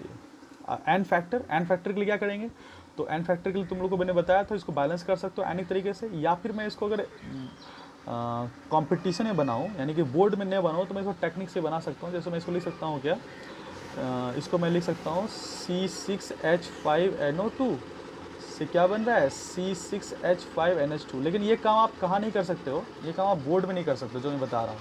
तो यहाँ पे ये किस में ब्रेक करेगा, C6H5 प्लस NO2 माइनस, ये किस में ब्रेक करेगा, C6H5 प्लस और NH2 माइनस। तो यहाँ से ये दोनों कट जाएंगे, तो यहाँ बन जाएगा, एक्चुअली क्या हो रहा है, NO2 माइनस से NH2 माइनस हो रहा है। यहाँ पे नाइट्रोजन का ऑक्सीजन नंबर कितना होगा, 2 दूना 4 -4 +4 +3। तो +3 और ऑक्सीडेशन नंबर नाइट्रोजन का यहाँ पे कितना हो रहा है, 2 + 2, उधर गया -2 तो यहाँ -3। तो यहाँ पे देखो +3 से -3 जा रहा है, तो यानी कितना इलेक्ट्रॉन का लॉस गेन हुआ होगा, ऑब्वियस है 6 इलेक्ट्रॉन का, ठीक है। यानी कि 6 इलेक्ट्रॉन का यहाँ पे क्या हुआ होगा, गेन हुआ होगा, ठीक है। तो 6 इलेक्ट्रॉन गेन हुआ होगा एक फिनाइल बेंजीन, एक नाइट्रोबेंजीन के कारण, तो एन फैक्टर यहाँ पे 6 हो गया। तो ये भी एक तरीका है। और एक तरीका मैंने बताया था पिछले क्लास में कि तुम इसको क्या करो, जो बोर्ड का तरीका है वो क्या करो, उसको तुम आयनिक मेथड से उसको बैलेंस करो, है ना। पहले क्या करो, ऑक्सीजन को बैलेंस करने के लिए वाटर का इस्तेमाल करो और हाइड्रोजन को बैलेंस करने के लिए H+ का इस्तेमाल करो। अब उसका फिर इलेक्ट्रॉन को बैलेंस कर लो, यानी कि चार्ज को बैलेंस कर लो, और चार्ज जहाँ पे कम ज़्यादा हो रहा है उसके हिसाब से इलेक्ट्रॉन को डाल दो, उसके हिसाब से आपको एंड फैक्टर निकल जाएगा। तो वो बातें मैंने लास्ट क्लास में डिस्कस किया था, और ये मैं शॉर्टकट बता रहा हूँ, इससे भी आप इस तरह से भी बात कर सकते हैं, जो मेथड आपको समझ में आए। तो एंड फैक्टर क्या हो गया, 6 हो गया यहाँ पे 6, और नंबर ऑफ फैराडे क्या हो जाएगा, Q/96 तो ये सब छोटी छोटी बातें ये सब जाननी चाहिए। तो यहाँ से Q की वैल्यू अपने को पता चल गई, तो यहाँ पे क्या होगा 10 टाइम्स ये चला जाएगा, ठीक है। तो यहाँ पे Q की वैल्यू कितनी हो जाएगी, तो Q की वैल्यू हो जानी है, ये 10 से ये चला गया, तो this could B 9650 into 6 into 9650। तो इतना कुलम की रिक्वायरमेंट मुझे यहाँ पे है, यानी कि इतना कुलम मुझे ज़रूरत पड़ेगा, जिसको मैंने कहाँ से निकाला, कैलकुलेटेड करके निकाला। अब मुझे क्या निकालना है, करंट एफिशिएंसी पर 50% दिया गया। तो हम लोगों को पता है ना, करंट एफिशिएंसी बराबर क्या लिखाया था, कैलकुलेटेड। तो लिख सकते हैं Q calculated by Q experimental into 100। अब Q current efficiency is 50, Q calculated दिया हुआ है 6 इंटू 50। अब बाय Q एक्सपेरिमेंटल कितना होगा, इंटू 100। अब मुझे Q एक्सपेरिमेंटल क्यों चाहिए, क्योंकि मुझे वर्क डन चाहिए। तो वर्क डन के लिए मुझे Q into V, work done electrolytic cell उतना ही करेगा ना जितना करंट इलेक्ट्रोलाइटिक सेल दे रहा है एक्सपेरिमेंटली, तो इसलिए मुझे Q निकालना मुझे है, ठीक है। तो अब मैं लिख सकता हूँ Q एक्सपेरिमेंटल की वैल्यू कितनी हो जाएगी, Q experimental is equal to, तो क्या होगा 2 टाइम्स नहीं कट जाने हैं, तो यहाँ पे जो आंसर आ जाएगा वो कितना हो जाएगा, तो 12 इंटू 9650 इतना कुलम। अब ये Q निकल चुका है, तो हम लोग क्या कर सकते हैं, यहाँ पे हम लोग फटाक से वर्क डन निकाल लेते हैं। तो मैक्सिमम वर्क डन क्या होगा, तो maximum work done is equals to Q into V, charge into voltage. तो कितना होगा 12 इंटू 9650 इंटू क्या हो जाएगा, वोल्टेज, दिस इज ड्रॉप कितना था पोटेंशियल डिफरेंस का ड्रॉप, दिस इज 3। अब इसको क्या करो, पूरी तरह से आप कैलकुलेट करो, you will get the answer. Answer कितना है बच्चों, आंसर है 347.4 किलो जूल, ये आपको मिल जाना है, ठीक है। तो आई थिंक ये बात भी आपको समझ में आ चुका होगा। एंड फैक्टर में थोड़ा सा मैंने टेक्निक यहाँ पे इस्तेमाल किया है, यहाँ पे इस तरह से मैंने आने की इक्वेशन को बैलेंस किए बिना मैंने काम कर दिया है। आप एग्जाम में जब जाते हो तो यहीं पे इसको काट देते हो फटाफट, यहीं पे आप काट सकते हो, यहाँ पे इसको +3 कह सकते हो, यहाँ पे -3 कर सकते हो, फटाक से डिफरेंस देख सकते हो, +3 -3 का डिफरेंस 6 है, तो 6 एंड फैक्टर हो जाएगा। इस तरह से आप सोच सकते हो, लेकिन आप बोर्ड में इस तरह से ना करें। बोर्ड में आपको क्या करना पड़ेगा, आपको पूरा इक्वेशन इस तरह से लिखना पड़ेगा, आने की इक्वेशन करके आपको इक्वलाइज करके काम करना पड़ेगा, जो उसको मैंने लास्ट क्लास में सिखाया था बच्चों, ठीक है बच्चों। तो आज के लिए क्लासेस हम लोग रखते हैं इतना ही। तो अगले क्लास में मिलेंगे नए टॉपिक के साथ, जो हम लोग का थर्ड और आखिरी टॉपिक है इलेक्ट्रोकेमिस्ट्री का, दैट इज इलेक्ट्रोलैटिक कंडक्टेंस। तो हम लोग 2 टॉपिक को डिटेल में पढ़ चुके हैं। एक तो पढ़ चुके हैं हम लोग क्या, गैल्वेनिक सेल हम लोग पूरी तरह से पढ़ लिए हैं, और दूसरा पढ़ लिए हम लोग इलेक्ट्रोलैटिक सेल। तो गैल्वेनिक सेल और इलेक्ट्रोलैटिक सेल पूरी तरह से खत्म हो चुका है बच्चों। आखिरी है दैट इज इलेक्ट्रोलैटिक कंडक्टेंस।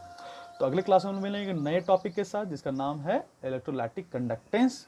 तो जितना भी पढ़ाया गया बच्चों, उसको अच्छे से रिवाइज कीजिए, अपने आप को प्रिपेयर कीजिए। फिर मिलेंगे हम लोग अगली क्लास में, तब तक के लिए धन्यवाद।